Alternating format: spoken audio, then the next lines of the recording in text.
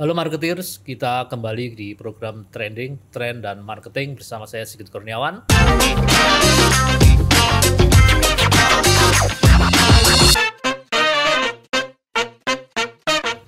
Marketeers, Artificial Intelligence atau AI memainkan peranan besar dalam kehidupan manusia saat ini, khususnya di berbagai industri. Nah, sejauh mana AI mengubah lanskap industri dan juga pemasaran, dan bagaimana brand bisa memanfaatkan AI dalam menyampaikan pesan yang tepat bagi segmen potensial?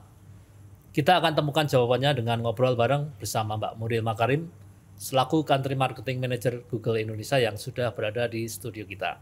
Halo Mbak. Halo Mas, apa kabar? Ya, kabar baik. Mbak Muriel, apa kabarnya? Baik, baik. Nah, sore ini gimana Mbak perjalanan dari kantor mungkin menuju ke studio marketing? Lumayan ya. Cukup berjuang ya Mbak ya? Soalnya agak-agak rush hour, jadi macet. Ya, oke, itu udah biasa, dan kalau tidak macet mungkin bukan Jakarta namanya Mbak ya? Iya, saya udah biasa. Oke, baik, marketeers, di sini udah ada Mbak Muriel dan kita akan langsung ngobrol ya karena waktu kita juga nggak panjang. Sebelumnya saya ucapkan terima kasih sudah mau bergabung di acara Trending dan ingin berbagi kepada para marketeers sekalian, Mbak. Terima kasih sudah diundang. Oke, Mbak. Mbak, sebelum kita bicara lebih dalam tentang AI nih, Mbak. Sebenarnya kan AI udah perkembangannya mungkin udah lama ya, dari tingkat yang sederhana sampai tingkat yang sangat advance seperti sekarang ini. Nah, Mbak Muriel memandang perkembangan AI sampai saat ini tuh sejauh mana sih? Apa yang menjadi kejutan-kejutan baru lah kalau boleh dibilang. Silakan Mbak. Oke. Benar tadi kata Mas Sigit bahwa AI sebenarnya sudah ada dari dulu. Tapi kenapa hanya di beberapa tahun terakhir ini tiba-tiba mulai pesat? Perbedaannya adalah kalau kita lihat di AI yang dulu itu jenis modelnya namanya predictive AI. Jadi sesuai namanya dia tuh bisa predict outcome, bisa forecast. Itu yang biasanya kita pakai untuk kalau di produk Google tuh misalnya Google Maps. Kalau mau kasih tahu kira-kira berapa lama untuk ke kantor ini, gitu kan? Atau enggak pada saat ada macet nanti di reroute. Itu semua predictive AI. Tapi yang membuat beda dengan AI sekarang ini adalah generative AI. Jadi dia generate, dia buat konten baru. Jadi dia memakai data-data dan informasi, tapi dia bisa berpikir untuk solve problem, untuk buat konten seperti kayak misalnya foto atau musik atau video gitu. Jadi dia sedikit bisa berpikir seperti manusia gitu. Dan yang kita lihat tuh kan di balik ini ada model, ya kan? Ada AI model. AI model ini berkembang pesat sekali dari 5 tahun terakhir, itu pertumbuhannya 18.000 kali. Kalau kita bandingin sama contohnya kecepatan internet deh, di rumah Mas Sigit gimana? Cepet atau lama? Tergantung kondisi sih. Tergantung kondisi ya, kadang-kadang hujan tiba-tiba mati. Nah, kecepatan internet itu growth-nya cuman 4.000 kali in the past 30 years. Jadi pertumbuhan AI memang sangat-sangat pesat. So there's more that we can do now with AI. Oke. Nah, bentuknya kan beragam nih kalau kita lihat di media sosial ya. Pamer-pamer AI yang bisa ngubah ini, ngubah itu, transform suara, transform gerak, foto yang statis menjadi hidup, seperti itu. Nah, kalau itu ditempatkan di konteks bisnis nih atau pemasaran ini sejauh mana sih kehadiran AI ini bisa merevolusi lanskap pemasaran saat ini tuh. Sehingga membedakan lanskap pemasaran dengan 5 atau 10 tahun sebelumnya. Oke. Terutama untuk para marketers, ini mungkin berguna banget bahwa kalau kita tahu marketing funnel ya kan, dari top funnel yaitu awareness, di mana kita mau memasarkan produk kita, orang-orang mungkin konsumen belum tahu produk kita, to consideration di mana mereka sudah membandingkan antara produk A dan produk B dan melakukan research, lalu sampai lower funnel yaitu conversion pada saat konsumen membeli produk tersebut. Nah, AI ini bisa membantu dari segala funnel, dari atas sampai bawah. Misalnya contoh yang simple, kalau misalnya dari awareness, asset creation, jadi kayak pembuatan iklan. Kalau dulu kita mungkin mesti preparationnya lama, Pertama kita buat skripnya dulu seperti apa ya kan, terus storyboard, udah gitu kita masuk ke syuting bisa berhari-hari, setelah itu productionnya, editing sampai selesai go live. Itu kan bisa prosesnya bisa 2-3 bulan sendiri gitu kan. Nah di zaman sekarang di mana para konsumen Indonesia tuh lebih pintar. Mereka lebih pengen banyak tahu informasi sebelum memutuskan kan. Jadi kita sebagai pemasar juga harus bisa bicara bahasa mereka gitu. Jadi semakin efektif adalah kita buat aset yang lebih banyak sesuai tipe-tipe konsumen segmen yang mau kita target ya kan. Nah bayangin kalau kita mesti syuting aset berkali-kali terus berapa banyak sesuai tipe-tipe customer segment, itu bisa memakan waktu yang lama sekali gitu. Dan AI bisa membantu ini. Contohnya bisa buat satu aset aja, terus dengan AI kita bisa multiply, bisa kita ganti copy-nya, bisa kita ganti mungkin kreatifnya. Jadi bisa kita tailor sesuai different konsumen target. Itu jadi sangat membantu dalam produksi gitu dalam waktu. Terus kalau misalnya kita ke lower funnel, yaitu pada saat konsumen udah siap nih mau beli, hampir mau beli. Ada beberapa produk misalnya namanya demand generation.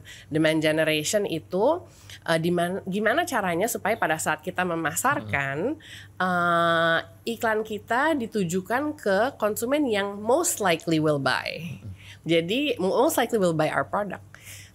Jadi dengan itu kan cost-nya lebih rendah ya kan. Kita tidak memasarkan ke orang yang sama sekali tidak tertarik sama produk kita. Dan AI itu bisa membantu dari top to funnel gitu. Oke, itu tadi kan bagaimana peranan AI ya Pak. Bagaimana AI bisa mendukung aktiviti-aktiviti atau mungkin tujuan-tujuan pemasaran sehingga menjadi mungkin lebih low budget, lebih tepat sasaran, mungkin lebih impactful seperti itu. Tapi kalau di sisi lain kan ada yang mengkhawatirkan juga nih kehadiran AI kan. Banyak AI akan menggeser peranan human nih di banyak tempat dan kalau Mbak Muriel melihatnya seperti apa supaya imbang nih antara manfaatnya tapi juga mungkin tantangan yang perlu disikapi nih supaya para pemasar khususnya itu tidak salah langkah ketika memanfaatkan AI. Benar. Dan mungkin juga supaya tidak takut gitu, takut pekerjaannya nanti. Jangan-jangan peran saya digeser nih. Benar. Karena pasti one way or the other kita semua sudah pernah nih membahas ini kan. Apakah AI will take over our jobs, will take over people. Tapi kenyataannya kalau kita lihat sisi strategic thinking, sisi kreatif, sisi insights, taste, ya kan, taste apakah sesuatu bagus atau tidak, itu tidak bisa di-replace oleh AI. Itu hanya bisa dari otak manusia. Dan AI tidak akan bisa mengambil alih itu gitu. Jadi untuk memakai AI secara baik dan benar tetap butuh manusia untuk yang mengkontrol itu. So that's what I would say. Untuk apakah AI akan take over. Another thing, jadi McKinsey & Company dia buat research di mana dia melakukan forecast lah dengan dampak AI ini apa yang akan terjadi dengan jobs.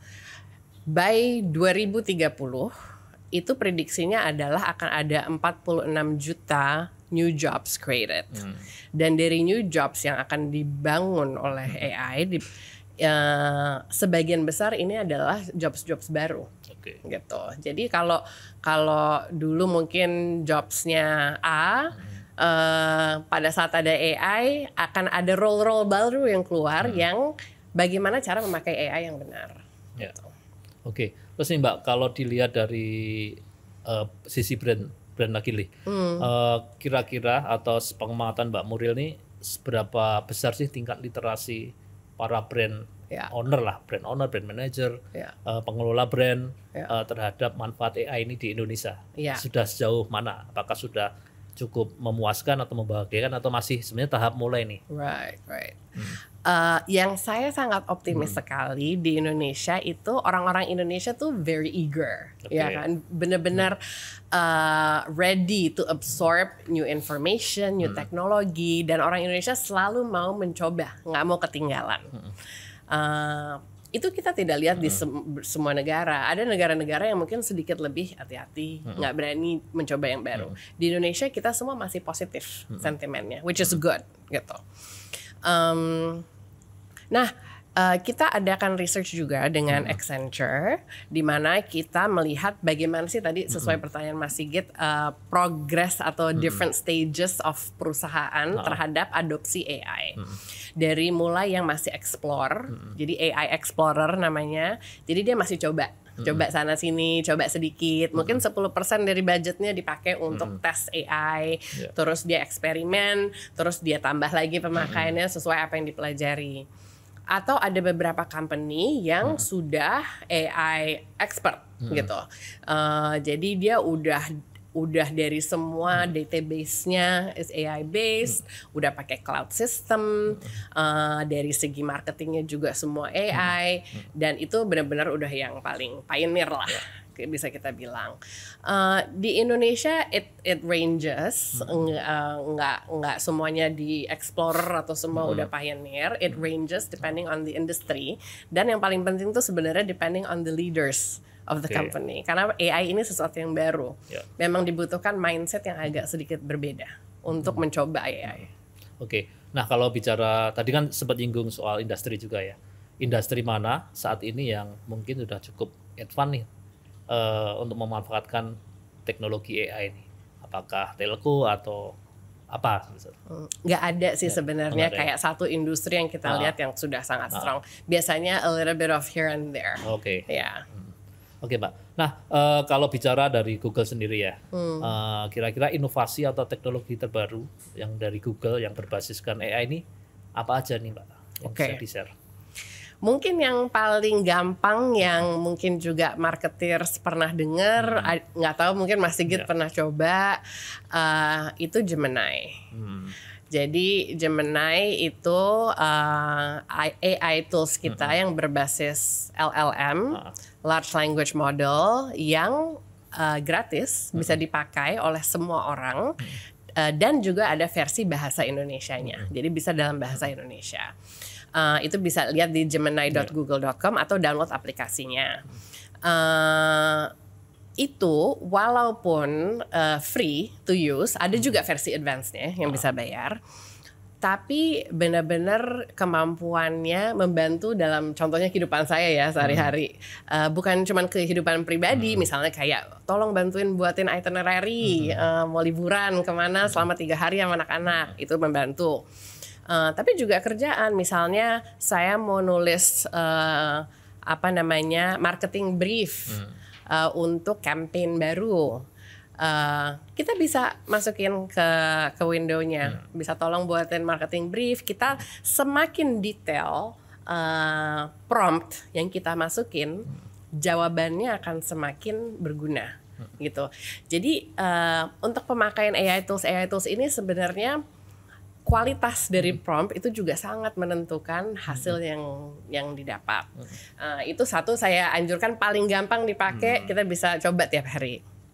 Tentu setelah itu alat-alat AI yang lainnya di sisi ads. Di sisi ads selain tadi demand generation yang saya sebut, ada juga misalnya profit optimization.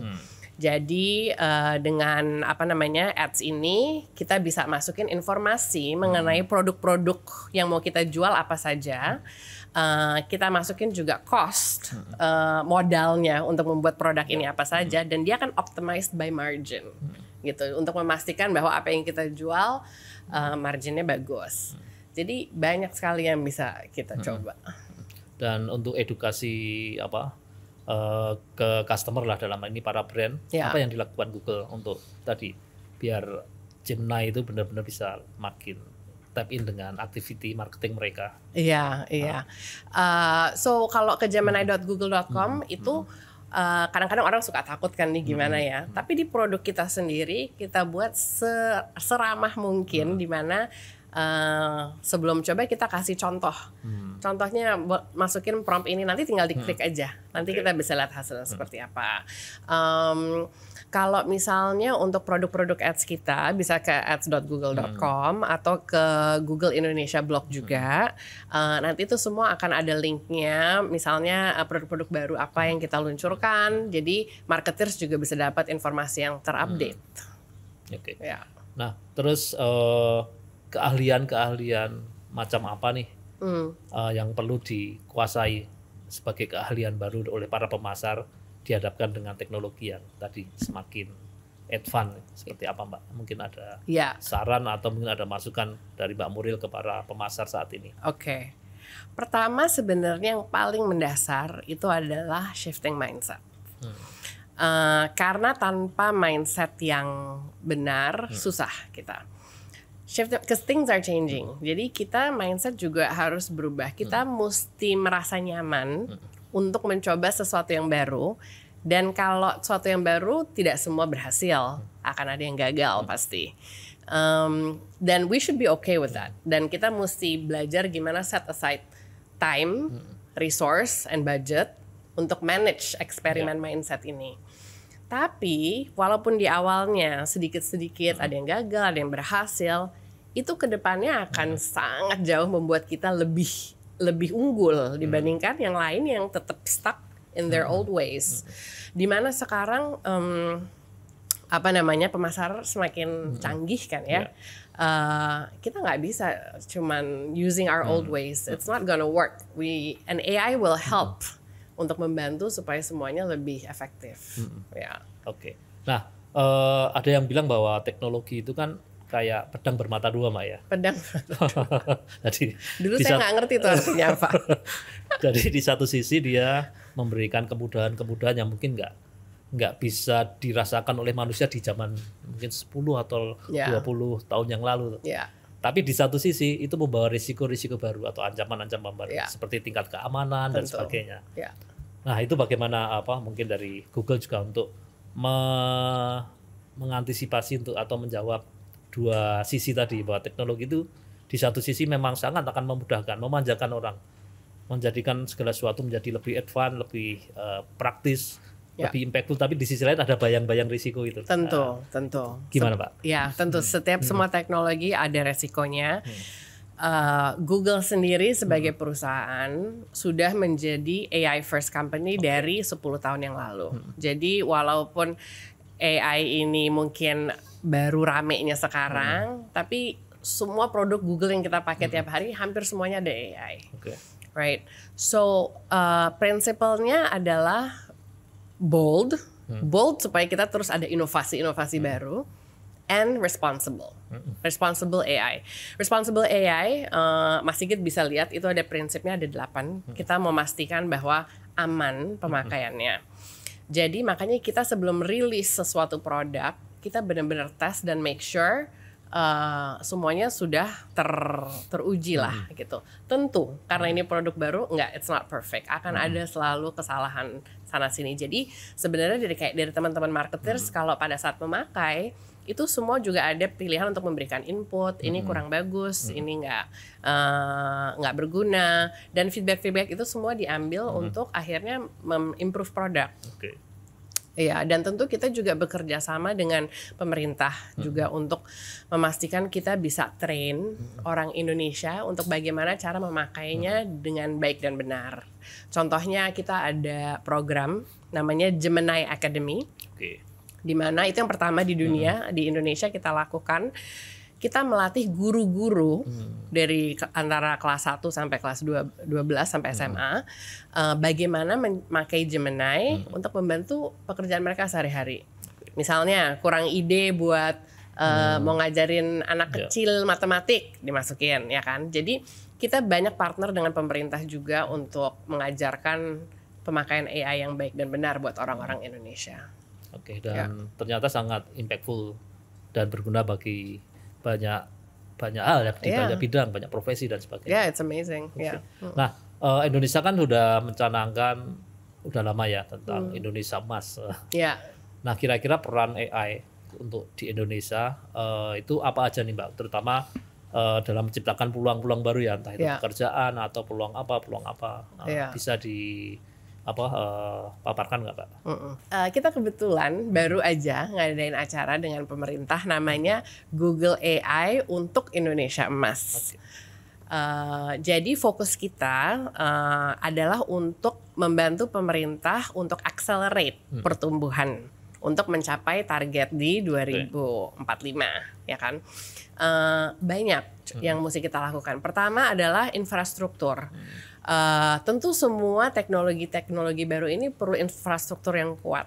Di situ kita ada cloud business, Google Cloud, di mana kita invest di subsea cables. Di Indonesia itu ada 3 yang melewati jalur perairan di Indonesia untuk membantu infrastruktur semua teknologi yang dipakai ini.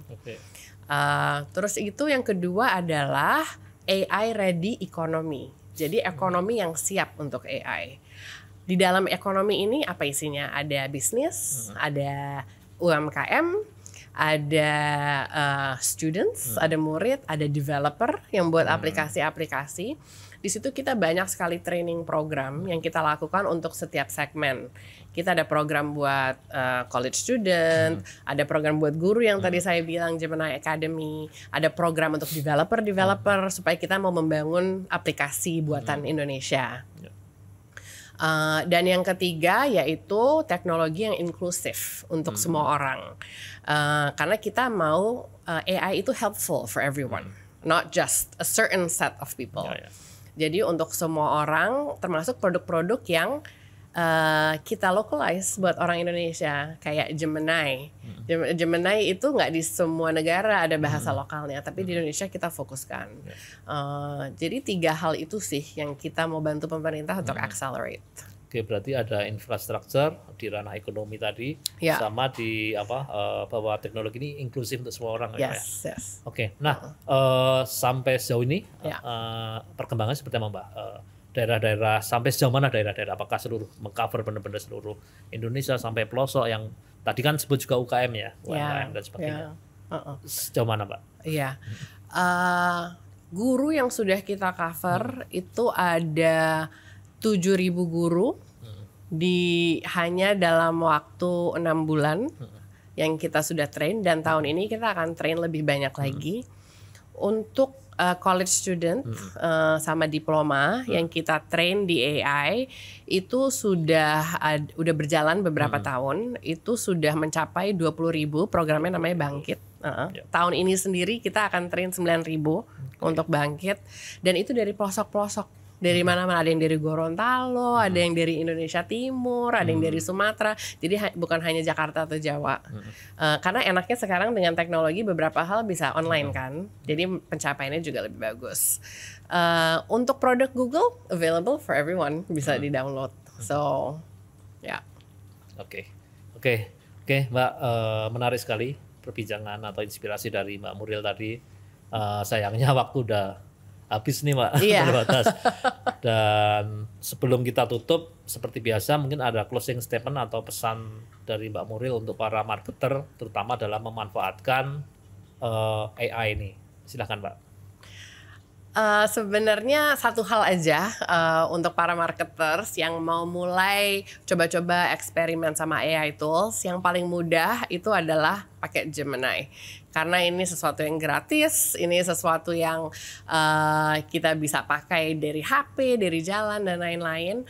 Ini bisa dipakai untuk segala macam yang para marketers butuhkan untuk pekerjaan sehari-hari, bahkan kebutuhan pribadi.